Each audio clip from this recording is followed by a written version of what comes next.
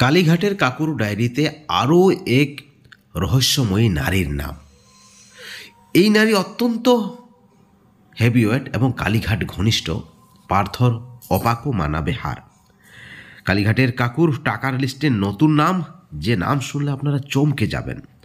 সুস্মিতার পর আবার কে এই মহিলা? প্রশ্ন উঠেছে রাজনৈতিক মহলে। সিবিআই চার্জশিটে চাঞ্চল্যকর তথ্য। যতদিন যাচ্ছে জানার জিজ্ঞাসাটা ততই বাড়ছে, আর কে? বন্ধুগণ, এই মুহূর্তের সব থেকে বড় খবর, আজকের বিগ ব্রেকিং নিউজ। আপনাদেরকে অনুরোধ, আপনারা পুরো ভিডিওটি সম্পূর্ণ দেখবেন। আপনারা জানেন, নিয়োগ দুর্নীতি মামলায় নাম উঠে এসেছে অভিষেক বন্দ্যোপাধ্যায়ের, নাম উঠে এসেছে কালীঘাটের কাকুর, নাম উঠে এসেছে লিপস অ্যান্ড বাউন্স কোম্পানির।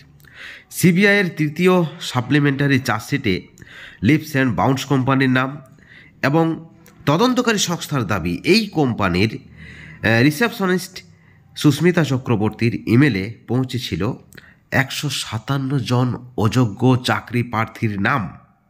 এবং রিসেপশনিস্ট সুস্মিতা চক্রবর্তীর ইমেলে কে পাঠিয়েছিলেন এই 157 জন অযোগ্য চাকরি প্রার্থীর নাম? আপনারা সকলে জানেন, কালীঘাটের কাকু।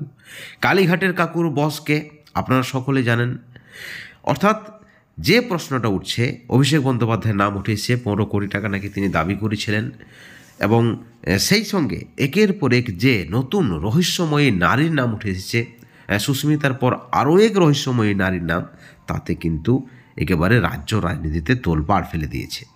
সূত্র মারফত যে খবর রয়েছে, অযোগ্যদের লিস্ট করা হতো কালীঘাটের কাকুর বাড়িতে এবং কালীঘাটের কাকু সেই অযোগ্যদের লিস্ট করার পর তালিকা করে তিনি সেই লিস্ট কাকুর ইমেলে পাঠানো হতো এবং সেই ইমেল থেকেই কালীঘাটের কাকু রিসেপশনিস্ট সুস্মিতা চক্রবর্তীর ইমেলে লিস্ট পাঠাতেন এবং সেই লিস্ট থেকেই যে 157 জন অযোগ্য চাকরি প্রার্থীর নাম হাতে পেয়েছে সিবিআই, তাতেই কিন্তু খেলা জমে গেছে।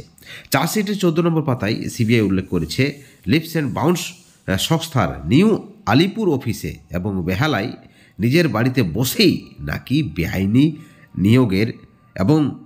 নিয়োগের যে ঘুষের টাকা, সেই টাকার লেনদেন করতেন সুজয় কৃষ্ণ ভদ্র ওরফে কালীঘাটের কাকু।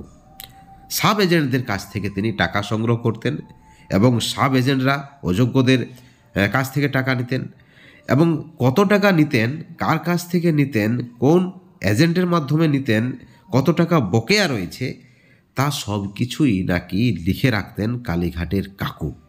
তবে তদন্ত শুরু হওয়ার পরেই ডায়েরি নষ্ট করে ফেলেন তিনি, যেমনটা কিন্তু সিবিআইয়ের পক্ষ থেকে বলা হচ্ছে। অর্থাৎ তিনি প্রমাণ লোপাটেরও চেষ্টা করেছেন, প্রমাণ হাতে রাখতে চায়নি।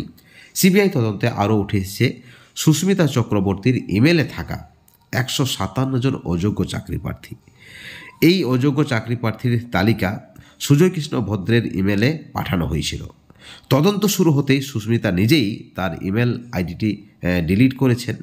এছাড়াও সুজয় কৃষ্ণ ঘনিষ্ঠ নিখিল হাতির ইমেল আইডি এবং অন্য 2 এজেন্টের ফোনও নাকি নষ্ট করা হয়েছে। অর্থাৎ ফোন থেকে সমস্ত তথ্য যাতে সিবিআইয়ের হাতে সেই সকল তথ্যগুলি না যায়, তার জন্যই তারা ফোন সহ ইমেল আইডি সহ সব কিছু নষ্ট করে দেয়, ডিলিট করে দেয়। তবে এরপরও সিবিআইয়ের হাতে সেই তালিকা চলে আসে। আপনারা জানেন, সোশ্যাল মিডিয়া এবং অ্যান্ড্রয়েড ফোনে বা ল্যাপটপে যা কিছু তথ্য থাকে তা কিন্তু পার্মানেন্টলি ডিলিট হয় না। অর্থাৎ যতই চোর চালাক হোক, সে কিন্তু কোনো না কোনোভাবে ধরা পড়েই, কোনো না কোনো মিস্টেক করেই, এক্ষেত্রেও কিন্তু তেমনটাই হয়েছে যেমনটা দাবি করা হচ্ছে। সিবিআইয়ের বক্তব্য যে ইমেল আইডি ডিলিট করায় অনেক গুরুত্বপূর্ণ তথ্য উদ্ধার করা সম্ভব হয়নি, কিন্তু চার্জশিটে উল্লেখ করা হয়েছে যে 2014 সালে অরুণ হাজরা ওরফে চিরুদা, আপনারা সকলে চেনেন, এজেন্ট মারফত 157 জন অযোগ্য চাকরি প্রার্থীর তালিকা কালীঘাটের কাকুর কাছে পাঠিয়েছিলেন এবং কার কাছ থেকে কত টাকা নেওয়া হবে, কাকে কত টাকা ডিমান্ড করা হয়েছে, এই সকল বিষয়ে লিস্ট পাঠানো হয়েছে। এবং এই 157 জন চাকরি প্রার্থী, অযোগ্য চাকরি প্রার্থীর মধ্যে 51 জন অযোগ্য হয়েও প্রাথমিকে চাকরি পেয়েছেন, যেমনটা কিন্তু সিবিআই সূত্র মারফত খবর রয়েছে। অর্থাৎ অরুণ হাজরা বা এজেন্টরাও ডায়েরিতে ঘুষের টাকা কিন্তু লিখে রাখতেন। শুধু কি কালীঘাটের কাকু, রিসেপশনিস্ট সুস্মিতা বন্দ্যোপাধ্যায়, প্রত্যেকেই কিন্তু হিসেব রাখতেন। কাকে কত টাকা দিচ্ছে, কত টাকা নিজের পকেটে পুরে নিতে হবে, কত টাকা অন্যান্য ফান্ডে যাবে, বা কার কার কাছ থেকে টাকা নেবেন, কার কার কাছে টাকা যাবে। টাকা পাওয়ার পর তাতে নাকি সই নিতেন, রিসিভ করিয়ে নিতেন। সিবিআই ইতিমধ্যেই এমন 10টি ডায়েরি বাজেয়াপ্ত করেছে, যা নিয়োগ দুর্নীতির কেলেঙ্কারিকে আরও গভীরে অর্থাৎ ভাবতে বাধ্য করছে সিবিআইকে। আপনারা দেখেছেন বিভিন্ন সময়ে নিয়োগ দুর্নীতিতে নাম উঠে এসেছে বিভিন্ন মহিলার। পার্থ চট্টোপাধ্যায় ঘনিষ্ঠ অর্পিতা মুখোপাধ্যায় থেকে শুরু করে টলিউডের একাধিক নামি দামি নায়িকার নাম উঠে এসেছে।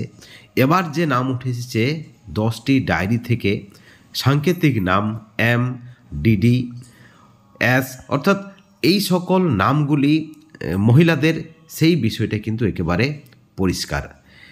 এবং আরও খোঁজ চলছে, তদন্ত চলছে, রহস্য উদ্ঘাটনের চেষ্টা চলছে। সিবিআইয়ের পক্ষ থেকে দাবি করা হচ্ছে আরও বেশ কয়েকজন রহস্যময়ী নারীর নাম খুব শীঘ্রই প্রকাশ্যে আসতে চলেছে, যারা কিন্তু সরাসরি নিয়োগ দুর্নীতি মামলায় জড়িত, নিয়োগ দুর্নীতির কেলেঙ্কারির সঙ্গে জড়িত, যাদের কাছে তথ্য রয়েছে যা যে কোনো সময় নিয়োগ দুর্নীতি মামলার মোড় ঘুরিয়ে দিতে পারে। অর্থাৎ যেভাবে প্রতিদিন নিয়োগ দুর্নীতি মামলায় নতুন নতুন তথ্য উঠে আসছে, নতুন নতুন নাম উঠে আসছে, তাতে অনেকেই মনে করছেন নিয়োগ দুর্নীতি মামলায় আরও বড় কোনো পর্দাফাঁস হওয়ার সম্ভাবনা রয়েছে। সিবিআই সূত্রে দাবি করা হচ্ছে খুব শীঘ্রই নিয়োগ দুর্নীতি মামলার বড় পর্দাফাঁস হবে। রাজ্যের মানুষ সকলে তাকিয়ে আছেন। দীর্ঘদিন ধরে নিয়োগ দুর্নীতি মামলার তদন্ত করছে ইডি, সিবিআই। সকলেই জানতে চাই যে এই নিয়োগ দুর্নীতি মামলার আসল মাথাকে কারা কারা জড়িত, কতজন অযোগ্য চাকরি প্রার্থীর চাকরি হয়েছে, এবং তাদের বিরুদ্ধে আইনের এবং বিচারের কী রায়, সেটাও কিন্তু মানুষ দেখতে চাইছেন। আপনারা দেখেছেন একদিকে যেমন আরজিকর মামলায় সারা দেশের নজর ছিল আরজিকর মামলার মূল অভিযুক্তকে, তার কী ধরনের শাস্তি হচ্ছে, ঠিক তেমনই নিয়োগ দুর্নীতি মামলার ক্ষেত্রেও মানুষ কিন্তু তাকিয়ে আছেন। নিয়োগ দুর্নীতি মামলায় কারা কারা জড়িত, তাদের বিরুদ্ধে কী ধরনের শাস্তি হচ্ছে, কী ধরনের বিচার হচ্ছে, সেটা কিন্তু দেখার জন্য মানুষ তাকিয়ে রয়েছে। প্রত্যেকটা আপডেটের দিকে আমাদের নজর রয়েছে। প্রত্যেকটা আপডেট আপনারা এই চ্যানেলে পাবেন। অবশ্যই চ্যানেলে নজর রাখবেন।